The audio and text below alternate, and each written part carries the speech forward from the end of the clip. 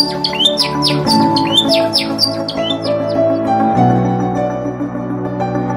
to be talking here with Heather VanCura. Heather is the head and the chairperson of the JCP. The JCP is the Java Community Process. So if you're interested in the future of Java, like there was the last question we asked at Edson was about the future of Java, right? So if you're here interested about the future of Java, then so Juan is saying yoo-hoo, right? We had a conversation with Ken Fogel about Java in education, right? So Ken is going to talk right after Heather, right? So if you want to talk about education, so Heather's going to talk first, and then Ken comes right here on the main stage right after that. So we all going to go do education now. And so Heather is responsible for the JCP. She's responsible for, there's 800 companies that are part of the JCP, right? And there is someone that has to orchestrate all this work and all of those companies and have to make everyone work together for the future of Java. And that person is Heather VanCura. So if you guys stand together to Heather. All right. Thank you. All right. Thanks, Bruno. Great introduction. All right. I'll share my, let's see, my PowerPoint. Yeah. I'll be around here. I have my camera off so you can have the stage. Oh, okay. All right. So I'm going to do a slideshow. Maybe just tell me if you can see everything. Okay. Not yet. Oh, yes. Now we can. Yeah? Yes. Okay. Perfect. We see the full slide right now. Everything is fine. Okay. Inspired and activation. Yes. So I'm going to talk to you about all the things Bruno just said I'm going to talk to you about. If you don't know me, I'm the chairperson of the JCP. I've been involved with the Java community since 2000. So I'm definitely passionate about the Java community. I'm from California, but I love to travel. I love the time that I was able to spend in Brazil over the years. Looking forward to coming back soon, maybe next year. And if you want to follow me on Twitter and hear about some of the things I'm talking about today, you can do that at Heather VC. So the Java platform continues to grow, and it continues to be the #1 Java platform. So if you're learning Java or already coding in Java, you're in the right place. The community continues to grow, and now for the focus of the JCP, we're focused on the Java SE platform, and specifically focused on connections to the cloud and deploying applications written in Java to the cloud. But things that remain the same around Java focus on continuing to ensure that the platform is complete and that we continue to have quality and security built into the platform, and that we continue to innovate and bring in modern features. And some of the changes that we've had over the last few years really help to accelerate that ability to bring in new features and also create predictability for you as Java developers. But some of the key things around Java that make it so popular really are the community. So the people that code in Java and the way that we evolve the technology and the way that we encourage you to be a part of it. So I'm going to share with you today some of the ways that you can do that so that we continue to have an active ecosystem involved in Java for the next decades to come. And as you've probably already talked about today, we're celebrating 25 years of Java in 2020. And the theme as we do our celebrations around the world is our world moved by Java. And specifically with the JCP, some of the things that we're thinking about is how can we, as people who are using Java and love Java and are passionate about Java in the community, how can we inspire that next generation of Java developers, whether they're developers already using other languages or younger developers or students, how can we pull them into the community? And you have a part to play in that. If you don't know about the JCP, like Bruno just said, there's many, many members all around the world. I do act as the chair of the organization, but there's so many other people involved, and you can get involved too. I show this organization chart just to give you a little bit of a perspective of how it works. So we have an executive committee. Bruno serves on the executive committee as one of the members for SoJava, but there's 20 members on the executive committee now. I also have a staff that helps me to support all the members, And the real work is done in the expert groups, led by specification leads, leading JSRs, which are now open source projects with a collection of members and expert group members and contributors and commenters and people who are using the technology, all helping to ensure that the specifications and the platform that we produce is high quality and brings in input from developers all over the world. And you can join the JCP. You can do that either as a member or as an organization. You can do that. And some of the things that I've found over the last 20 years I've involved in the community are that it's a great way to accelerate your career, which a lot of the theme of this event is about, accelerating your career. And I didn't come into this role with the Java community thinking that that was what developers are getting out of their participation in the JCP, but that truly has been the case. The majority of people who get engaged and participate in the program or contribute to the program find that it helps to accelerate their career. It helps them to be seen as an expert in their circle of colleagues or in their community, and even in the broader Java community. It's like being a Java citizen, as Heinz Kibbutz says, and I know he spoke earlier in the day today. But the real work of the JCP, as I mentioned, is working on the JSRs, and we have 3 things that work together in the JCP that ensure Java is compatible and that ensure that you have choices in your implementations. So those things we have in Java are a spec, the reference implementation, and a compatibility test suite. All 3 of those things work together and are delivered by members of the community and are open for you to provide your comments and feedback on as we go through the process of the JCP. So every JSR goes through a process. That is, it follows a life cycle. It's developed in open source. It has open reviews. It has votes by the executive committee, and members of the JCP serve as experts and contributors on those JSRs. And it's an international effort. So we have developers from all over the world contributing in making this happen and making Java an international standard. And not only do we have corporate members, we also have nonprofit and open source membership, as well as Java user groups. So if you're not involved in a Java user group, it's a great way to get involved in many different activities throughout the community, but also involvement in the JCP program. If your company's not involved or your Java user group isn't participating, you can also participate on your own as an individual. So many different ways for you to become involved. Also, when you're a member, you get to vote for the executive committee members. So this is our meeting from last year. In 2019, we met at the Twitter San Francisco offices, 20 members on the EC. We have a wide range of participation there as well, not just from companies, but also from Java user groups and individual developers. So this year we're getting together only virtually, but typically we get together in person a few times a year, and the executive committee is voted on by JCP members. So people just like yourself. Actually, a good 2/3 of the membership of the JCP is now made up of individual developers. So you have an opportunity to influence who's on the executive committee, and those folks vote on all of the projects, as well as provide guidance to some of the programs that we work on and support with the community.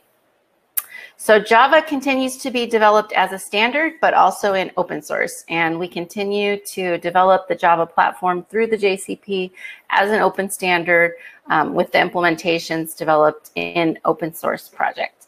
So for Java SE, that open source project is Openjdk, which you've probably heard of many times before. So that's the open source project where the Java platform is developed.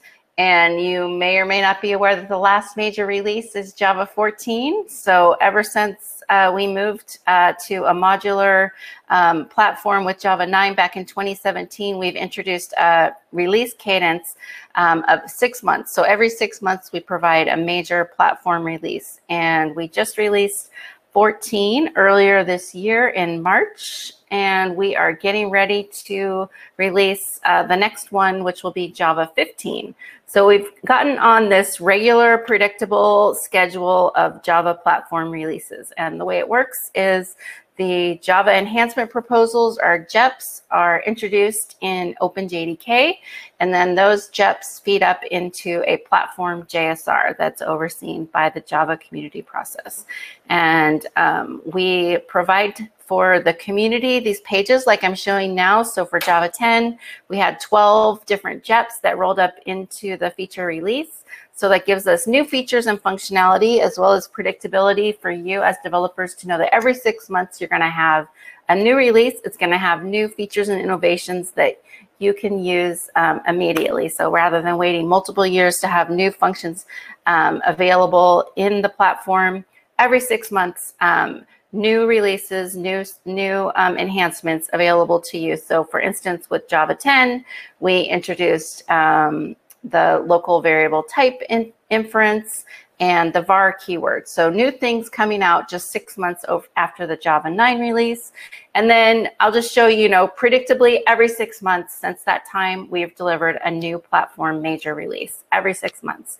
And as you can see, rather than having hundreds of new features, these have a handful of new features from anywhere from 8 to 17. So with Java 11, there were 17 JEPs, which were features. So new things available to you, as well as some experimental and early access features.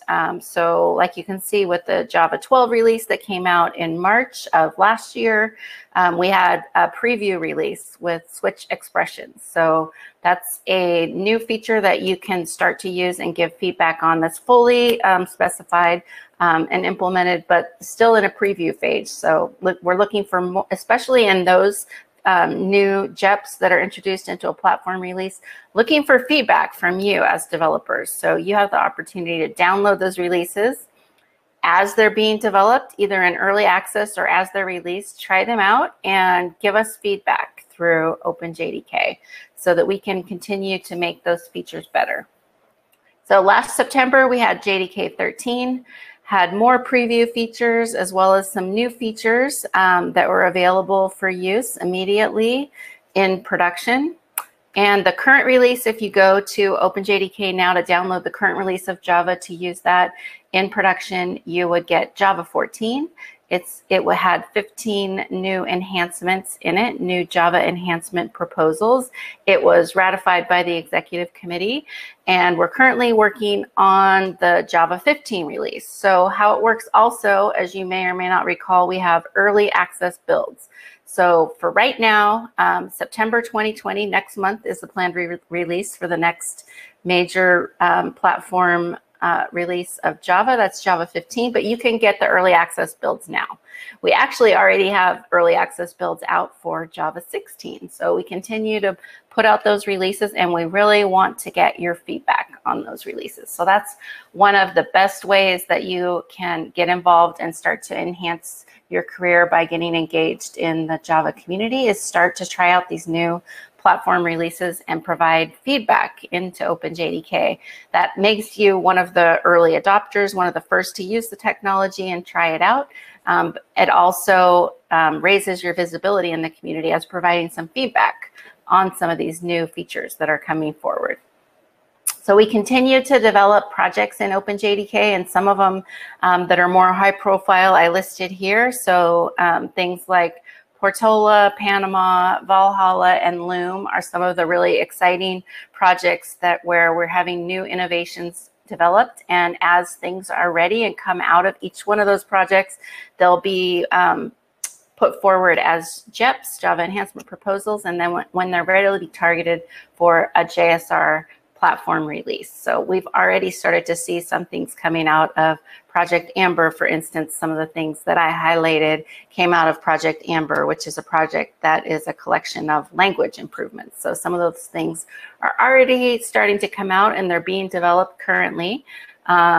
Specific projects already have early access builds if you wanted to try those out. like Panama and Valhalla. So if you go to jdk.java.net, you can get not only the early access builds for Java JDK 15 and 16, but also some of the projects where we're developing some of the new features that'll be introduced in the future. You can get early access builds for those as well. So some of the projects like Loom and Panama and Valhalla are there.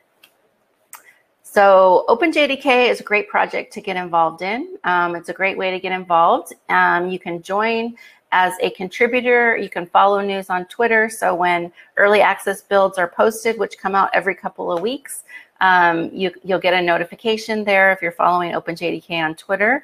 And that's a notice for you to go ahead and download it and try it out and provide your feedback. So one of the other things that we started to talk about in the JCP is Java in education. And I know we're going to have a presentation in a little bit that goes into a deep dive about that. But earlier this year in 2020, it kind of tied in nicely with the fact that we're thinking about the anniversary of Java. Java's been around 25 years, but not only looking at the past, but looking to the future. So who is the future of Java? Obviously, we carry the future forward, but we also need that younger generation of Java developers. So we want to make sure that we're reaching out to those folks who are either in university or maybe even younger and expose them to some of the great things about Java that maybe they didn't know. So as I talked about in my earlier part of the presentation, things are moving at a very rapid pace now. So this isn't maybe the same Java that some developers learned in college.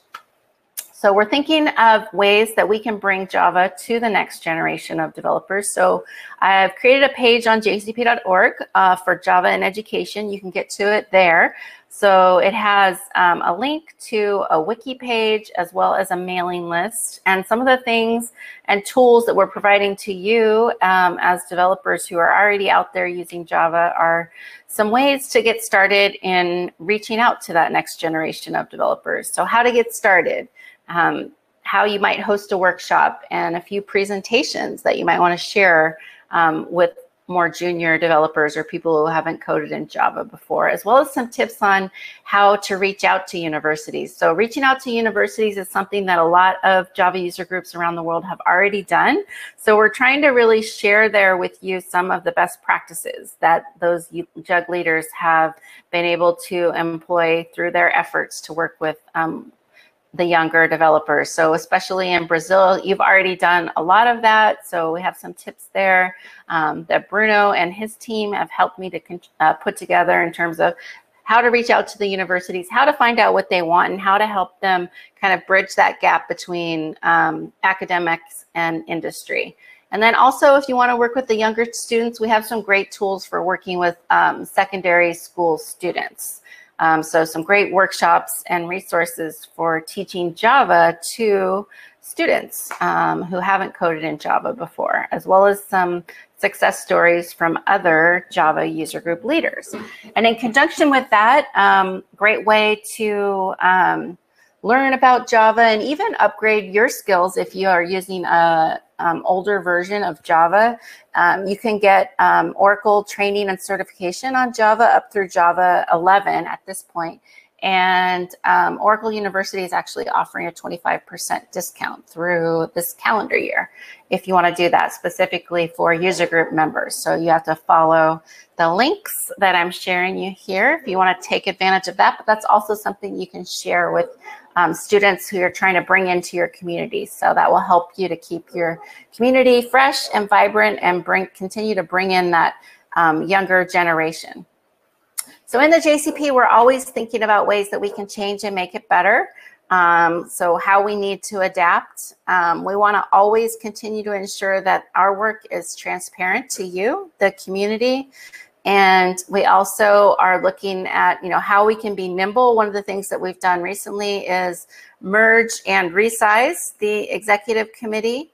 And then also look at ways that we can move faster and increase participation. So make it easier for you to get involved and participate by, looking at ways to make it easy to join, but also easy to get into those activities that you want to be involved in that are being developed through the JCP. So that means there's different levels of membership now. So if you're an individual who wants to join, you can join now as an associate member.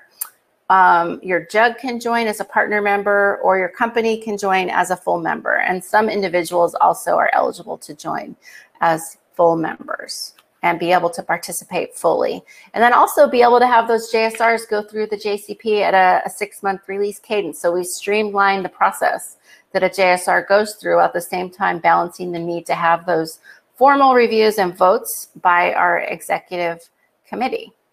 So we continue to work on all of these things. You can also get involved by making suggestions there. We have public meetings twice a year that you're welcome to join. We have that on jcp.org under the EC summaries and discussions, ones that you can participate in.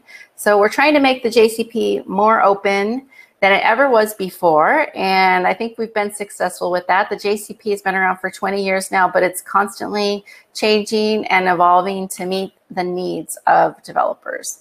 So I encourage you to get involved either as an individual or part of a team. We found that if you're working as part of a team, either with people at your employer or people in your Java user group, or even a small group of colleagues, you can help each other, work together, and teach each other.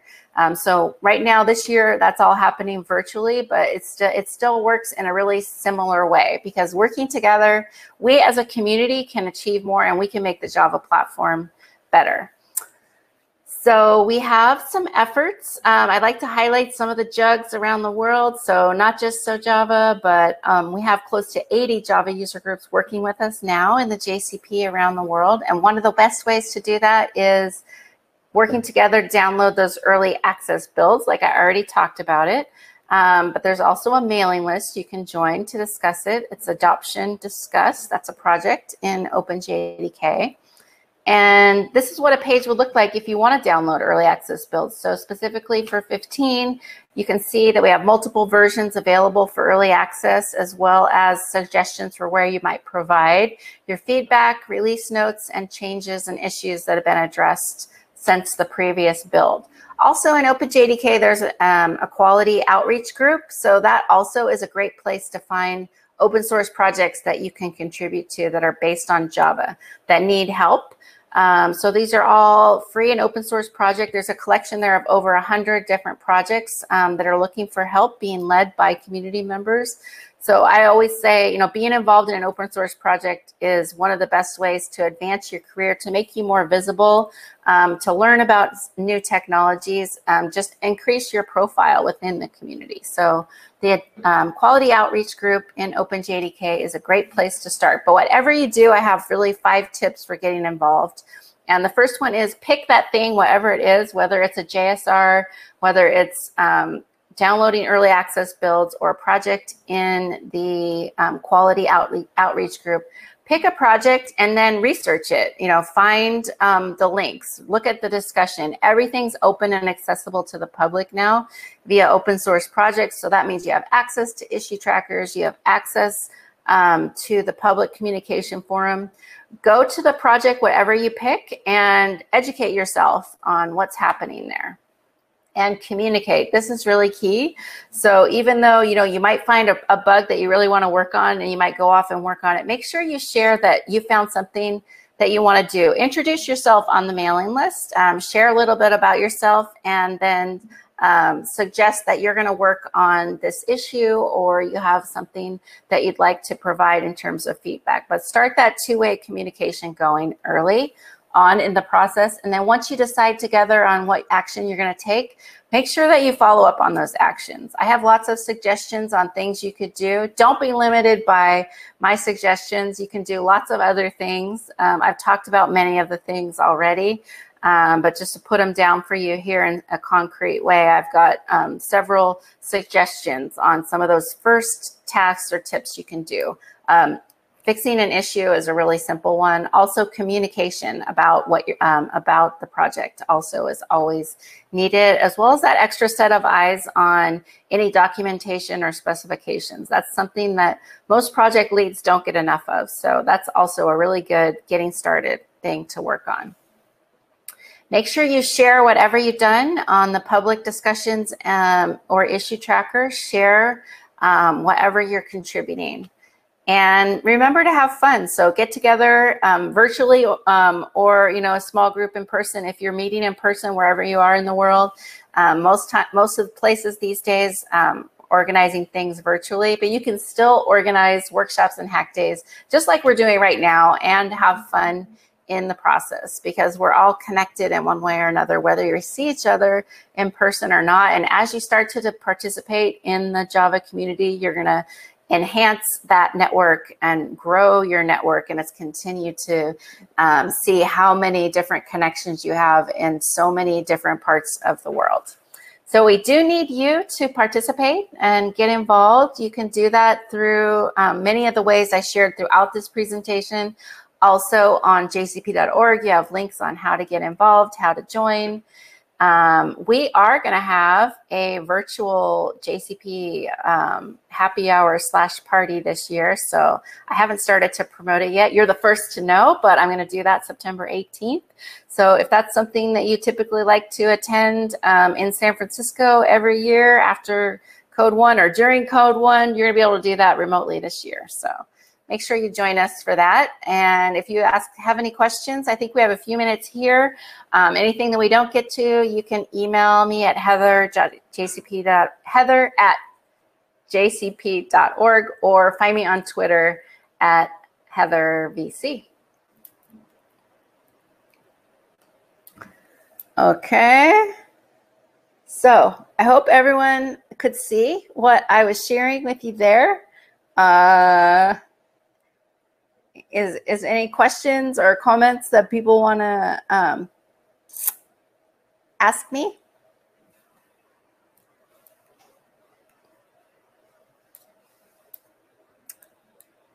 Okay. I don't see any questions in the chat. I can play my video, so if folks want to see my video, I can do that. I'll go ahead and do that.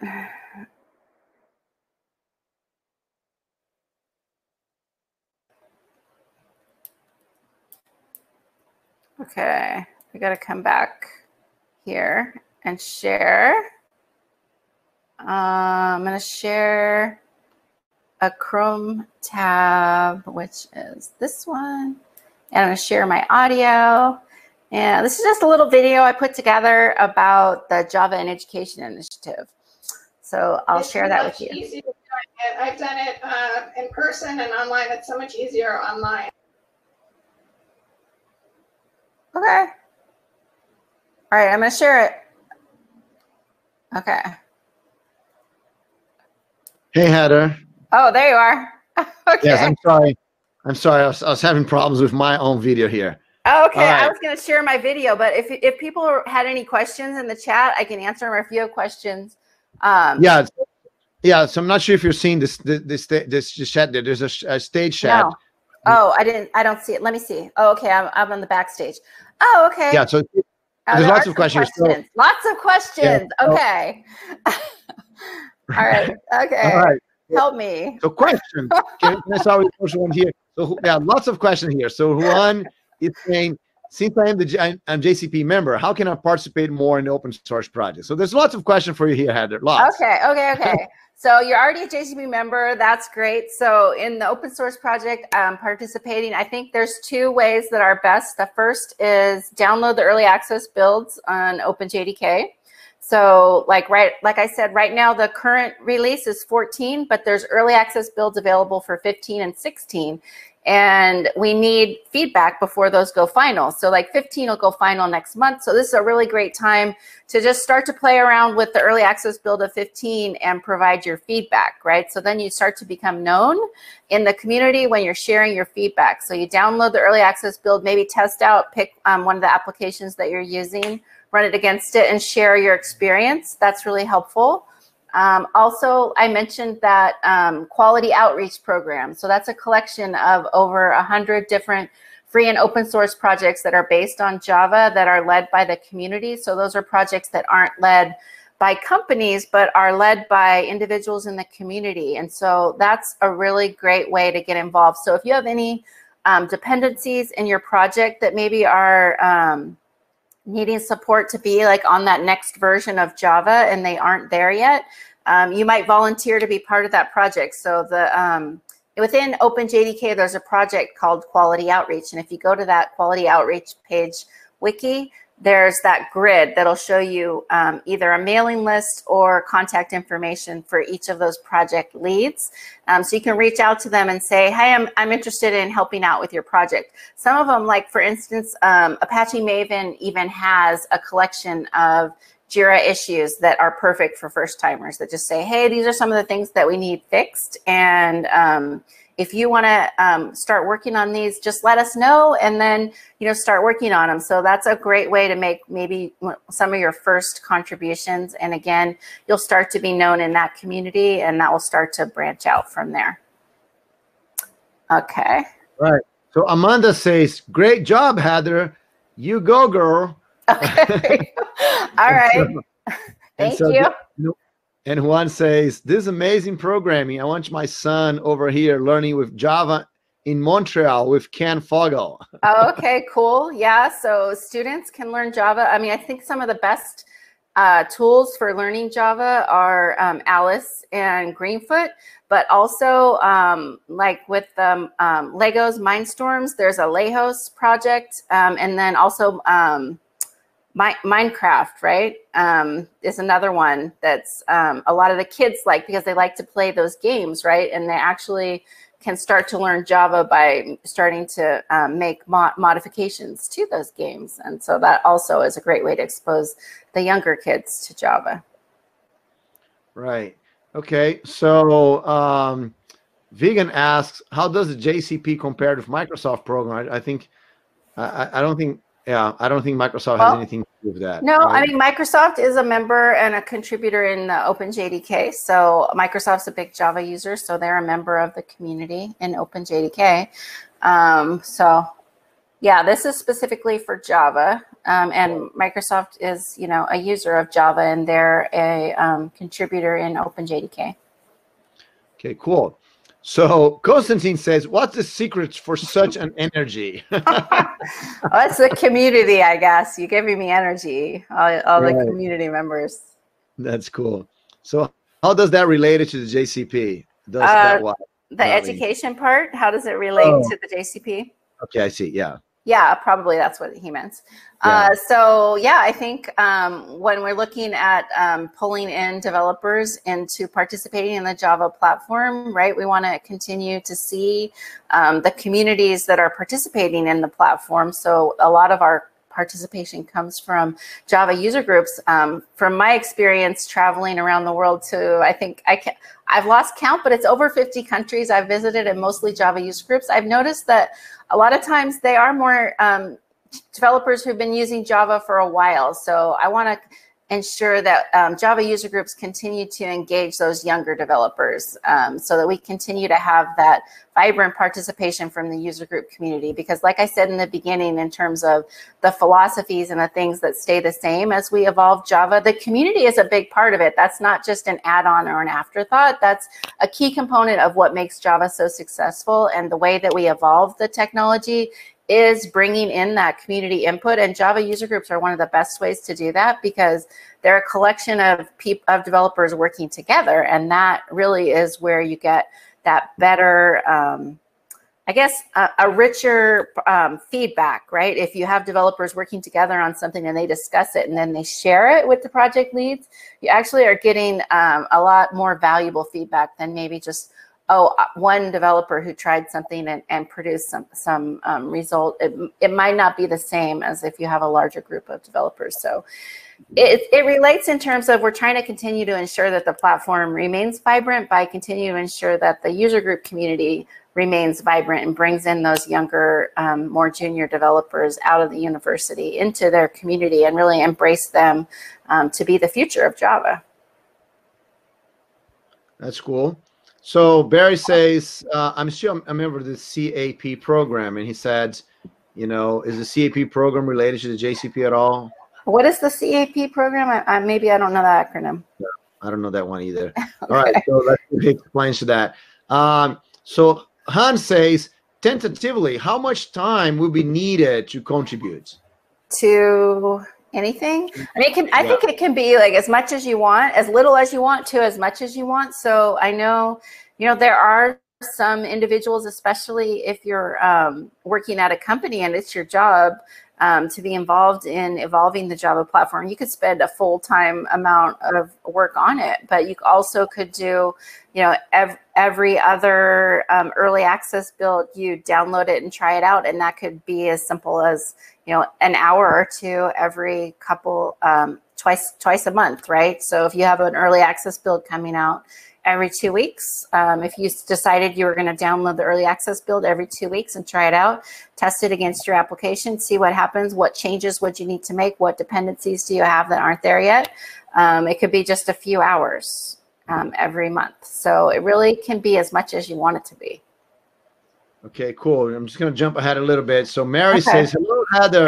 Hello, Mary. So hopefully Mary's Java user group is going to, try out some of this outreach to her local community. I know she's been on a few of the meetings that we've had where we talk about outreach to educational institutions. So good to see you here, Mary.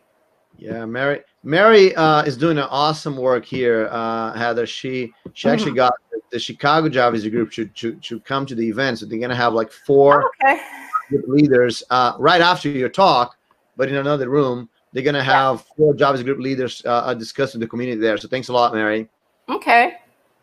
And so, you're welcome to join them or, Okay. That's just under regular sessions. I would go under sessions on the left-hand side of Hop and find it there. Okay, sure. I can join in there for a few minutes. So, and then Vegan says, I'm hearing voices.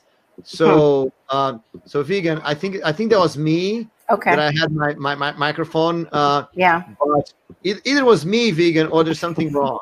All right. Yeah. Question 2 from Ruan. How can I get engaged in the Java in Education project? Yeah, so I would suggest you join the mailing list. So I can put the URL for the mailing list here in the chat. Oops. Okay, the mailing list is here. And then the page for like linking to the wiki and the mailing list, I'll put that in the chat as well. So there's a groups.io message. Yeah, you're already on the mailing list. Okay, so we have a few meetings. So our next meeting is August, I think it's the 18th. Let me check. August 18th. Yeah, at 8 a.m. Pacific time. So you can join there. Take one of the first steps in getting started, right?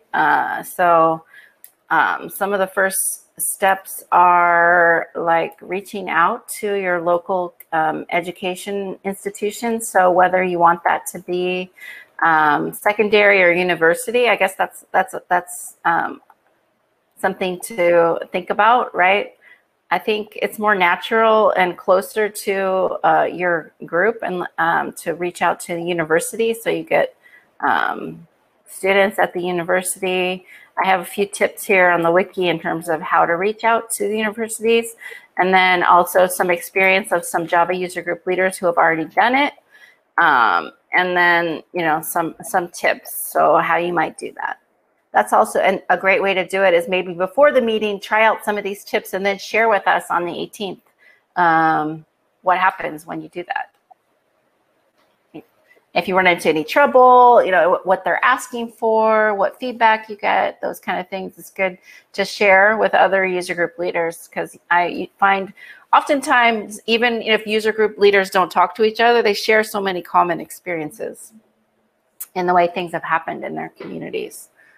So it's good to share. Awesome. Yeah. So Rodrigo Graciano say, lots of familiar faces here. Nice to see you all. So Rodrigo works, you might have met him at the Java SIG in New York. Oh yeah, yeah, right. Yeah. So we celebrated the JCP 20-year anniversary at the Java SIG in New York last June. So that was my last time in New York. I remember that. I've talked to Rodrigo as well. So that was fun. Awesome. Awesome. Yeah. All right. So let me see if I missed someone here in terms of questions. So Juan says, I'm downloading Minecraft. My son loves that. Yeah, Minecraft's written in Java. So yeah, if your son wants to do modifications to the Minecraft game he's playing, he's basically writing in Java, right? So, Right. And DevOps for Kids has a workshop that you can go through. That's free and available to anyone. You don't have to go to a DevOps for Kids workshop actually to use the materials that are available on the DevOps for Kids website. Anyone can use those resources. Or even if you want to translate some of the workshops, that's something you can do. And there's a GitHub organization for DevOps for Kids workshops as well. There's a whole area of different workshops in different languages. All right. So Konstantin says, great presentation. Thank you, Konstantin. I see you soon. I'm going to join his Jug meeting. I think we're going to reschedule that for later in August. Looking forward to that. So yeah, I have been joining a few virtual Jug meetings. I did a virtual Jug meeting in Taiwan last Friday night. Last Friday night, it ended up being 11 o'clock my time. I had fallen asleep. Good thing I set my alarm because I woke up at 11. I usually wake up early, so I usually go. That means I go to sleep early. So I tried to stay awake till 11. It wasn't happening. Set my alarm and I woke up. Yeah, we actually have a speaker from India he's going to speak at so last time he was going to speak at 3 a.m. his time.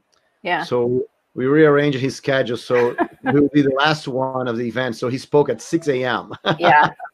Yeah, I mean, 7 a.m. is a great time for me to speak because I wake up at like 5:30. So. Right. Yeah. Okay.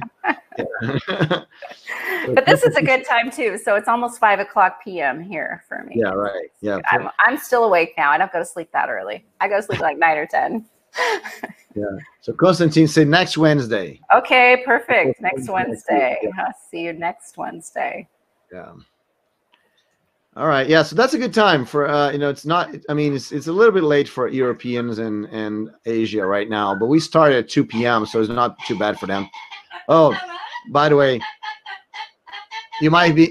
Yeah, that's my parents. Okay. Oh, right. I've been to your house. I remember. Yeah. So, yeah. So maybe that's the voice that that vegan was referring to, right? Maybe that's the voice in the background. Yeah, and I think when you came back, I heard another presentation. Yeah. Yeah, I'm probably my son, right? Yeah. Yeah. Okay. Well, so right. what time's the next presentation start?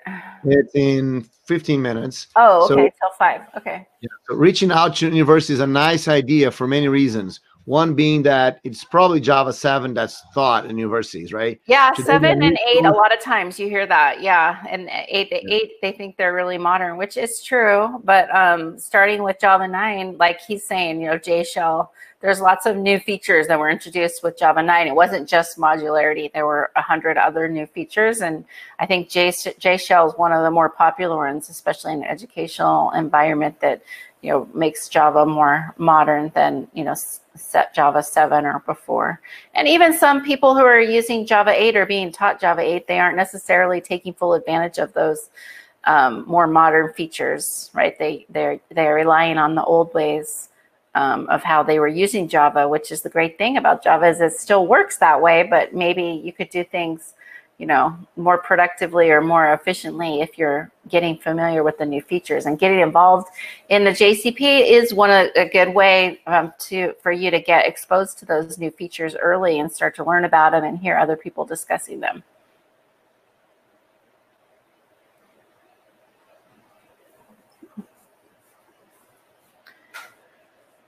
All right. So, oops. All right. Do you have any more questions? Let me see if I. Yeah. So.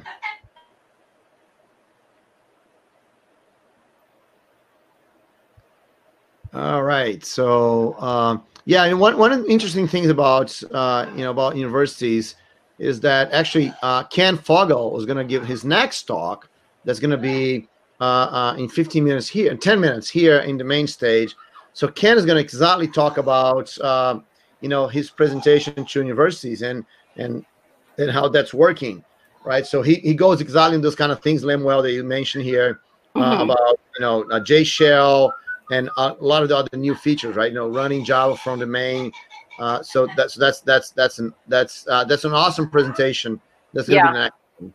Yeah, he talks about like records, things that, so things from like Java 9 to 14 that a lot of students and universities don't know about. So that's a resource that everyone who's talking with their universities can use as well and leverage. So he'll go through that presentation with you, but you can also then take that presentation and share it with your local university to be like, oh, I'm most likely there's something, a good portion of that presentation that Ken will share with you that people at your university don't necessarily know about. So it's a good way to share what's new with Java. Oh, there's a good part of that presentation that even professional developers don't realize, right? Mm-hmm. So there's a lot of cool stuff on that because there's a lot of new features in Java, and a lot of people are not using the latest Java version, so they're not Right. following too much, right? So Yeah. Or a lot of times, even, like I said, when even like if you were moving in between the feature releases, right? So when Java 9 came out, it's easy to just say, oh, that was about modularity and nothing else. But there were over 100 other features in there, JShell being one of them that, just didn't get the attention because there's one big feature that everyone would focus on, but there were lots of little features in there. So that's one of the nice things about having the platform releases come out every 6 months is you're going to have a fewer number of features, but some new features every 6 months. So that means every 6 months you'll have a handful of new things that you can really take a closer look at and be familiar with versus having that big release that typically it would have over 100 new things in it. So even like Java 8, right? That everybody thinks of that as like, oh, it's lambdas and streams and time and date API, right? But there were lots of other things in there. Those are just the things that everyone focused on. So now that we have it's more digestible in the 6-month release cadence. So not only is it more predictable and reliable for developers in terms of thinking about planning your migration to new versions of Java, it's also easier to digest. Smaller number of features every 6 months versus 100 features every 3 or 4 years. yeah, we actually had a good conversation with Brian Getz about the the new release cadence and everything. And one thing that we don't realize, I mean, it's really important for all of us that this small number of actually, let me turn my camera on, right? Because I'm kind of speaking the voice from the right. So basically, a lot of us, we think about having the new feature of Java and the new release cadence. It's good for us, right? Because there's like less things that change, so it's easier for you to test a new version. It's easier for you to test your code with whatever's going on. So it's easier to get Java into your build process in the 6 months release cadence. But the one cool thing that Brian Getz was talking about is that it completely changed the way the Java team builds Java, right? Because now they're a lot more focused on features. He was telling that in the past, you would spend like 5 years just building stuff, right? And then suddenly now you have to release that. And he said that it would be months and months of continuous meetings and discussions and what's going to go in, what's going to go out, and all of that. So I mean, it would take a long time and they'd be bogged down with all this process. But now with the new release cadence, it's a lot easier for them to deal with the JCP. It's a lot easier for them to to release new versions. And there's not a lot of discussions. If something's not ready enough, it just goes to the next version 6 months from now, right? Because in the past, what we had was, if something's not ready, right, and you miss the boat, we say, okay, we're going to ship this out, Lambdas, for example, right? The next version of Java is like 6 years away, right? Or 5 years away. Right. So like, no, you can't ship without Lambda, right? We got to put Lambda in. So, so now we're going to ship a month later, right? Right. Like, it was crazy. So now, I really recommend you guys should take a look at the results of the new release cadence for the development team, because I think you should implement a fast release cadence on your project and follow the Java release cadence for Java version, because that's going to be very, very good for you. Right, and I think there have been some speakers and people in the community who say, yeah, once you get past, Java 8, right, Java 9, once you get on, that last set of releases before the faster release cadence, it is so much easier because it's such a smaller increment of change in between the versions after Java 9. It's 10 to 15 new jobs versus 100 new jobs or things that are going to change. So it becomes a lot easier. And like Brian said, the Java pipeline is richer than it's ever been, lets the team really focus on the technology. But also I think a side effect is more community members are eager and anxious to contribute to the project because they know that there's a more immediate result, right? Like if you contribute code, you'll see it in 6 months versus 6 years, right? So you may not even care about that code anymore in 6 years, but in 6 months, yeah, that's a good payoff, right? If you're going to invest the time to contribute something and then be able to see it and be able to use it in production, not just in development, within 6 months. That's also motivation for developers who have things that they can contribute. So fixing issues. So like even if you look at who's fixing the issues, I think that's even starting to shift from being so many of them being Oracle to other community members getting more involved and actually having bug fixes. And if you look at the Jira issue trackers for the platforms, you'll see there's a lot more participation from community members who are actually doing the work. So not just consuming, but actually contributing to the project, which also is a healthy sign for the community.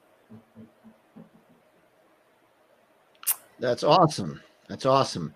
And I just talked with Ken right now. That's one of the beautiful thing about the online event, right? I'm here talking with Heather. I was talking with Jem the other room, and now I was messaging Ken. So Ken is coming here to the stage now, and he's gonna be here in a minute. So all right. So last few questions for Heather, right? So I think I have one question, Heather. Okay. A lot of people are trying to participate in JCP. And sometimes it's not easy, right? It's a process. It has all the specifications. There's code and specification. Not everyone is used to the specification thing. What would you suggest to be like the easy path for people to to ease into the JCP, start to participate?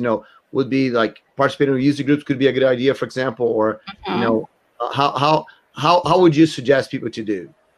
Yeah, I think definitely participate in your local user group. Also go and get familiar with the early access builds, right? Or, the current version of Java, so now that's 14. Also downloading the early access builds and becoming familiar, and look at all the discussion that's happening. So all the projects have those open mailing lists, right? And issue trackers. A lot of people don't even look at them. So a good way to kind of become familiar with what's happening in the community and the direction is to just, follow along. So you can subscribe to the mailing list. You can review the issue tracker.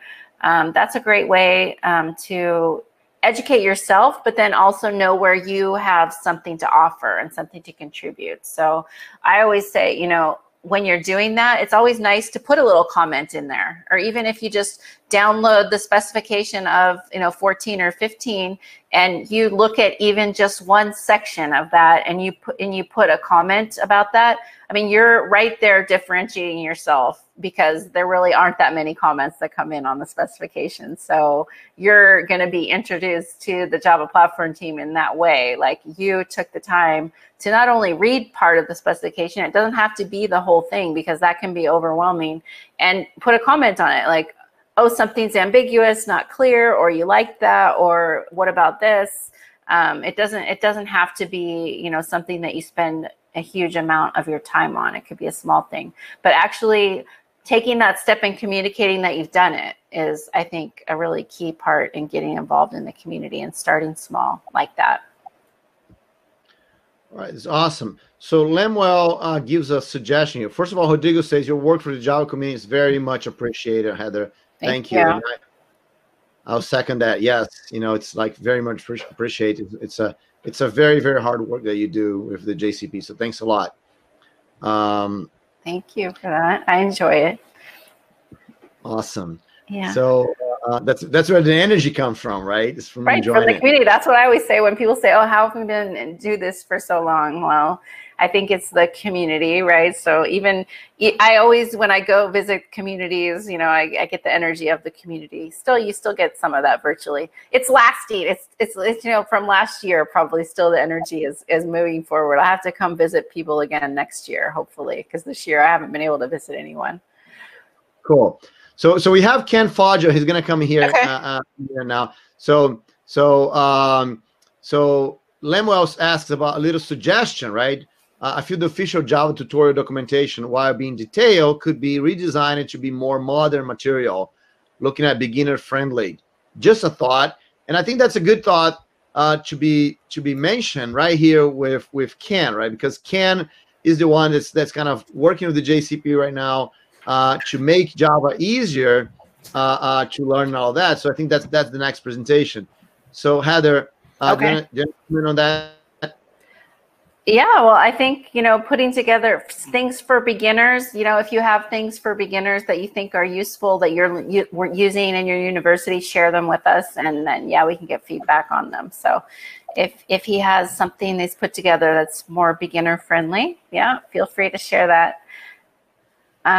So I guess I will go now. I'll go check out the session you mentioned, right? This starts at 5 because, hi, Ken, I've heard Ken's presentation. We've been working on it in the JCP since February. So I feel like I've got a handle on what Ken's going to say. So I leave you in his very capable hands.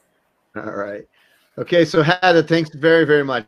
It was an awesome presentation here. I'm so glad to see, you know, you're as people said about your energy, and you know, you actually have this very, very cool energy that you go with user groups, you participate in a lot of things, you're very ready to be part of things. So thanks very, very much, Heather, for all the work you do. Awesome. Thanks, Bruno. Thanks for inviting me. Thanks, everybody. Good to see you and chat with you. I'm going to go to a different session now. Okay.